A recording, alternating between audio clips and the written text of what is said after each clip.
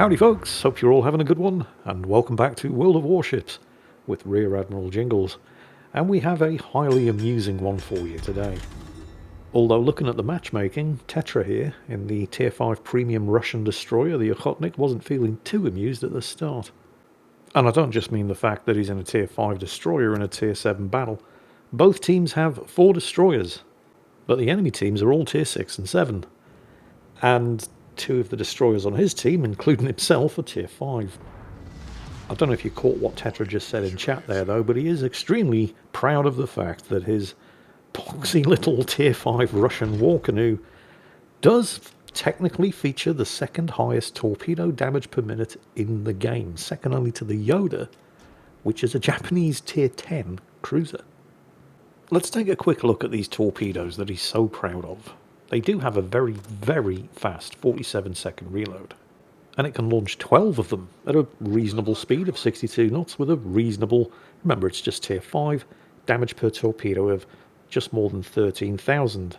It's the 4.5 kilometer range, however. And then there's the guns. 7 of them, 130 millimeter. I mean, this thing is the living embodiment of the Russian design concept of if something's worth doing, it's worth overdoing. And the guns are a bit of a mixed bag as well, because while it does have 7 of them, which is outrageous for a Tier 5 destroyer, and the high explosive shells do hit kind of hard, they only have a 9.2 kilometer range, they have a 10-second reload, and it takes 32 seconds to rotate them 180 degrees. I mean, there are battleships in the game that can turn their gun turrets faster than this Tier 5 destroyer. It does have remarkably good stealth for a Russian destroyer, though. I mean, 5.7 kilometers, that's absurdly good by the standards of other Russian destroyers. And he's going to need that stealth. Not forgetting his torpedoes away. I mean, 5.7 kilometer stealth, 4.5 kilometer range torpedoes. No, 5.7 kilometer stealth means that this is one of the very few Russian destroyers in the game, technically like the Anshan over there, which, yeah, I know it's Pan-Asian, but it's a Russian design.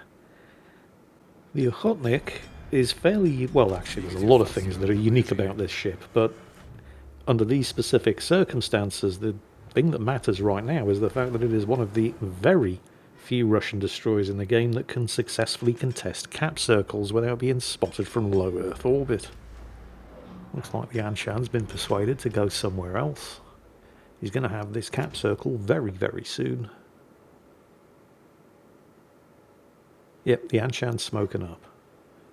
Ah. How far away is that smoke screen? Is that smoke screen less than 4.5 kilometers away? Because it looks really close. It is actually more than 4.5 kilometers away. I mean, I don't think a lot of people realize just how close that is in World of Warships. I mean, it is absolutely suicide range when you're in something as long and narrow and easy to hit as this. So he's going to need to sneak up a little bit closer. I mean, Tetra was going on at the start of the game about how this ship features the second highest torpedo damage per minute in the game, second only to the Yoda at Tier 10, and he's not wrong, but, you know, I mean, that claim comes with certain qualifications.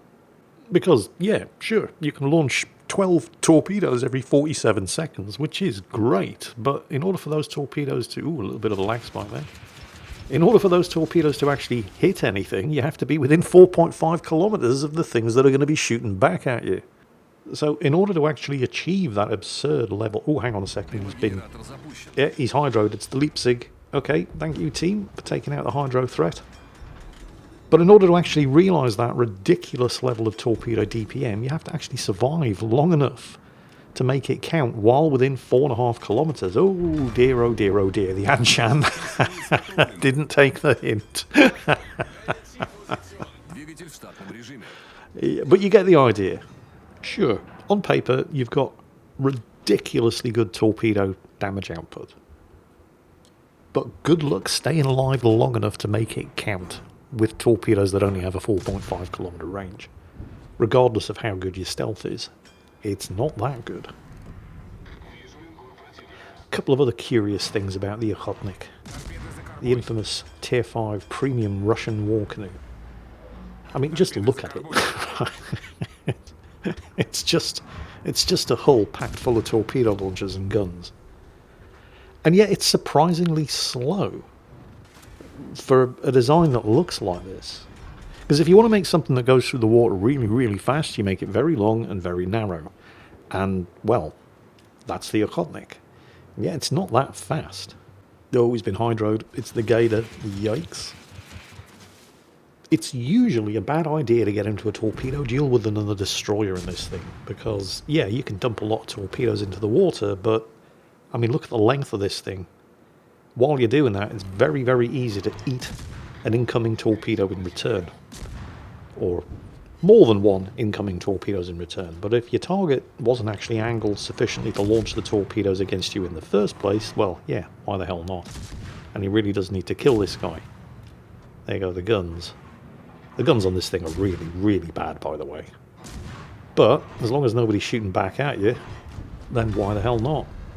Plus, note that he instantly went undetected as soon as he sank the enemy destroyer, because the maximum range of these guns is only... Oh, there's another lag spike. He does seem to be having quite a few lag spikes in this battle.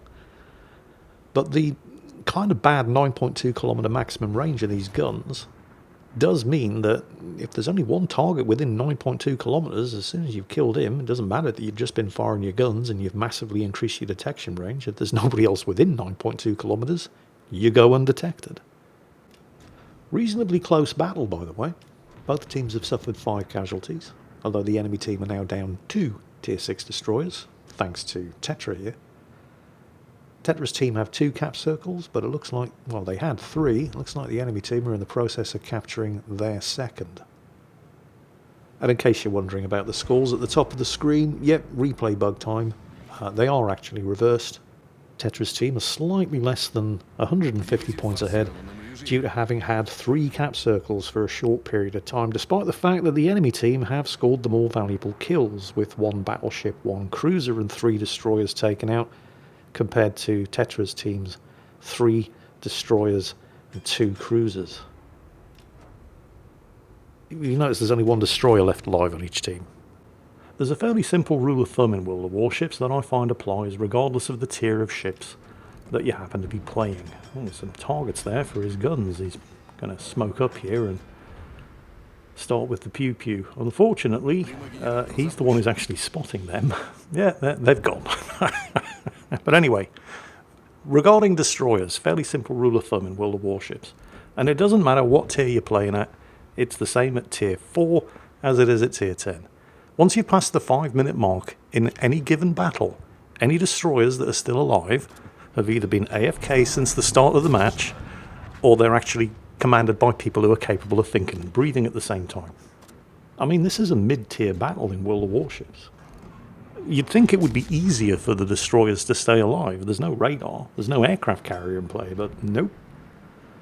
Destroyer captains in this game are like Hellcat drivers in World of Tanks. Oh, I can go really fast. Beep beep, zoom zoom, oh, I'm dead. This seems like the perfect moment to start talking about the guns. 7 of them, I mean that's good, but it's the only good thing about them. 10-second reload is horrible. 32, nearly 33 seconds to rotate them 180 degrees, that's absolutely terrible.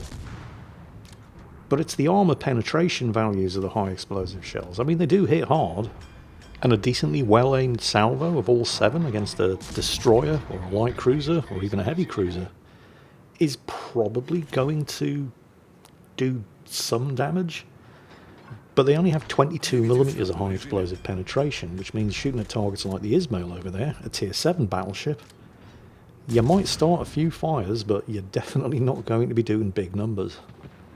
Oh, he's been spotted, and the New York was keeping an eye on the smoke screen he was hiding in. Yeah, out that hurt. Now, a tier 5 battleship like the New York doesn't have the same thickness of armour plating as the Ismail, so he can probably do some decent numbers against the New York, but, well, the New York sees him, and he does have the high explosive loaded, and you're not going to win that fight. So he does need to put some distance between himself and the New York, and 9.2 kilometres, the range of his guns, that will do it. The team are still ahead on points. They've managed to reclaim that cap circle at Delta. Unfortunately, they keep losing ships. They've just lost their Chumphon, Tier 7 cruiser. They're just about to lose their Algerie. There it goes. Another Tier 7 cruiser. There's only 4 of them left against 6 enemies, and they keep losing all of their Tier 7s. They still have their cap advantage, but, well, when you're outnumbered 4-6, it's kind of hard to hold on to it. There's the lone surviving enemy destroyer.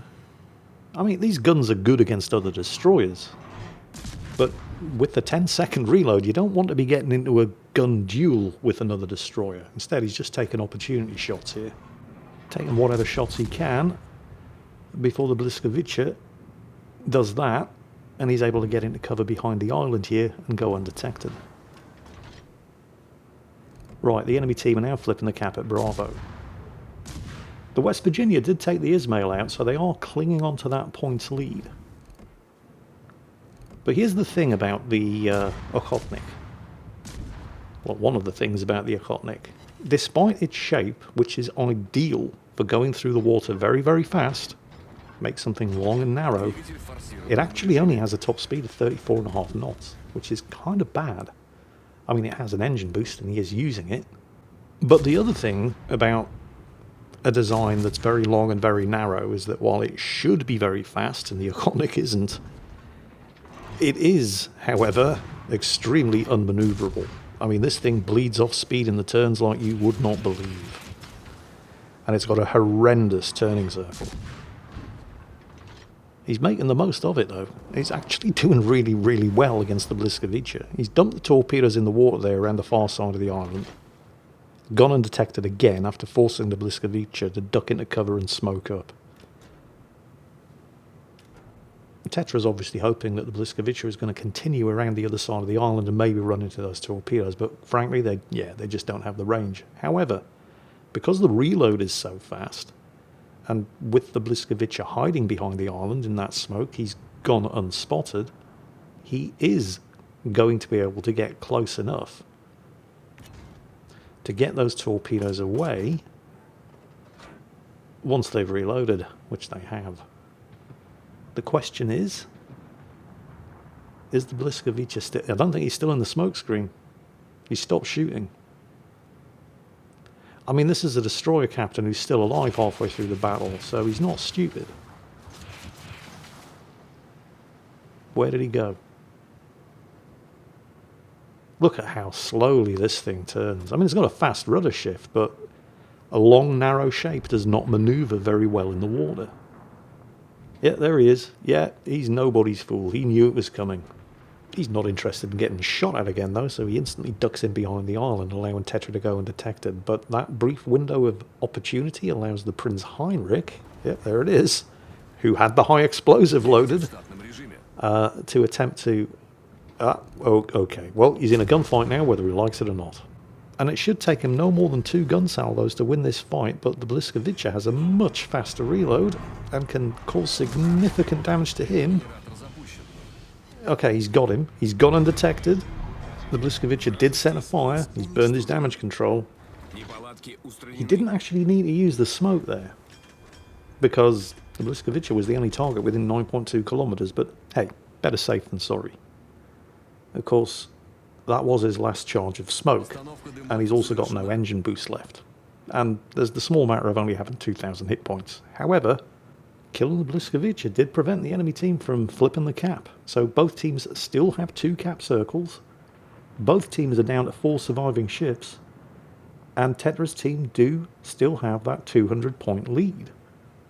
The thing is, and it's a fairly big thing, in order to flip either of the 2 enemy-held cap circles, and let's face it, nobody else on his team is going to do it, it's going to have to be Tetra. He's going to have to go through the entire enemy team.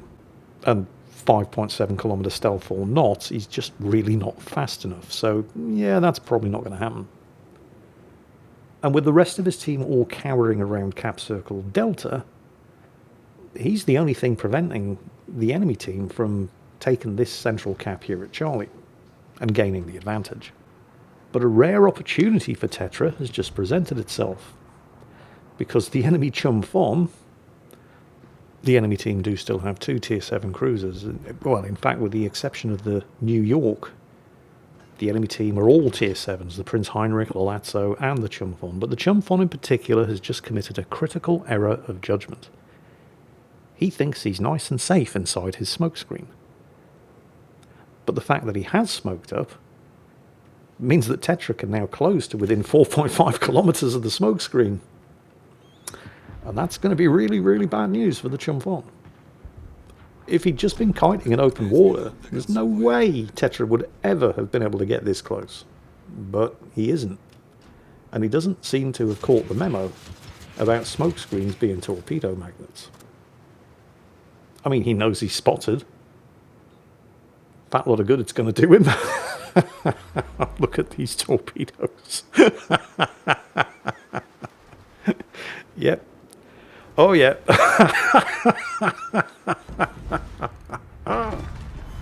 Now, yeah, so that's a thing that happened.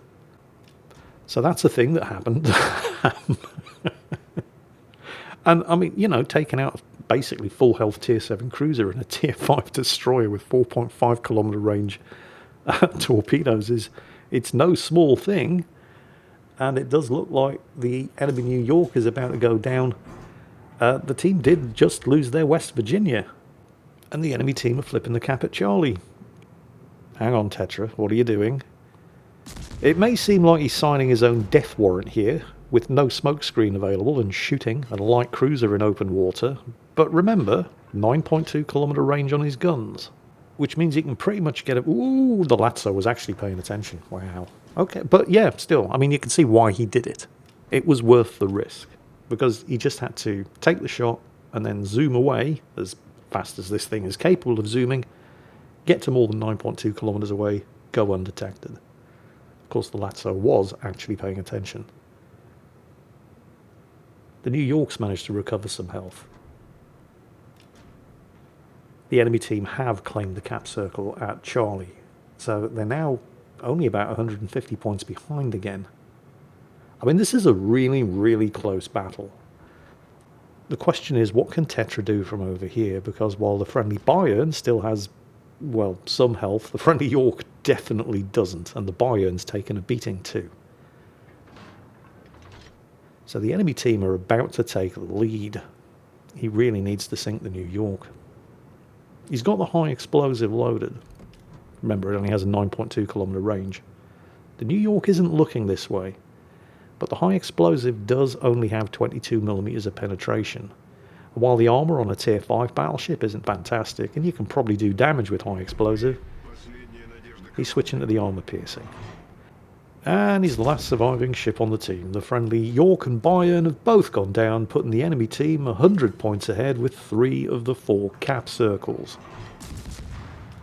Well, he can probably kill the New York, firing one salvo. Actually, with the adrenaline rush skill, he's probably firing faster than every 10 seconds.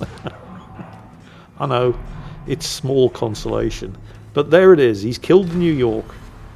That's the Kraken unleashed, 5 kills.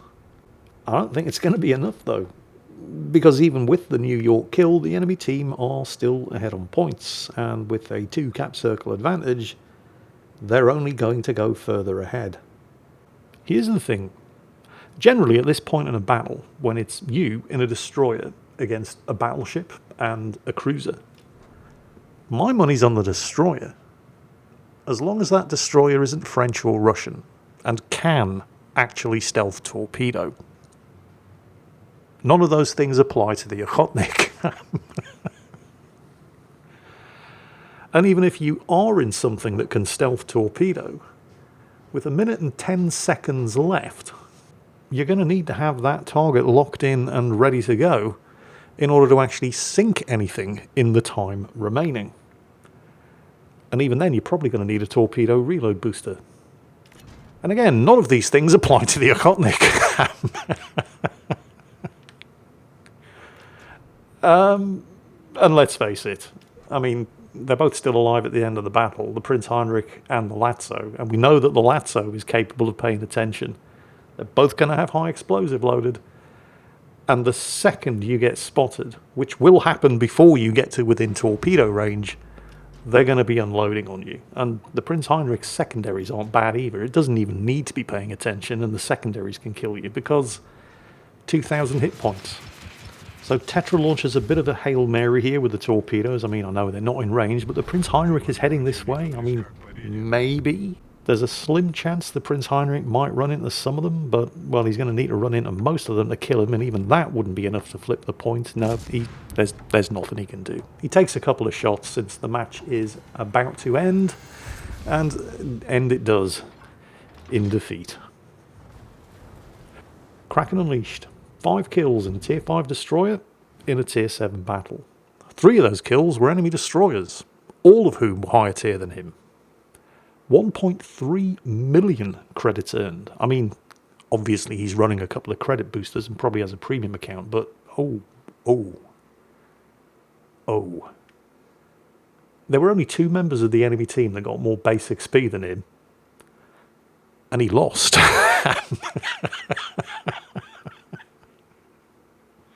He got more than twice the base experience of the next best player on his team. You can see why this was a loss, can't you? I think it's fairly safe to say that this battle would have probably been over 10 minutes earlier if it wasn't for Tetra in his Tier 5 destroyer, hoovering up all the kills and sinking 75% of the enemy destroyers in this Tier 7 battle. There was no way he was ever going to win this. But he had a damn good try. Unfortunately, when you're clearing more than double the base experience of the next best player on his team, yeah, no, it's not on the cards, unfortunately. Still, congratulations on an epic battle in one of the more unique destroyers in World of Warships. I mean, the Okhotnik isn't particularly good, but it's fun. And fun's what counts. So, commiserations to Tetra in the Okhotnik, and I hope you all enjoyed watching him suffer, because that's it for today. As always, take care, and I'll catch you next time.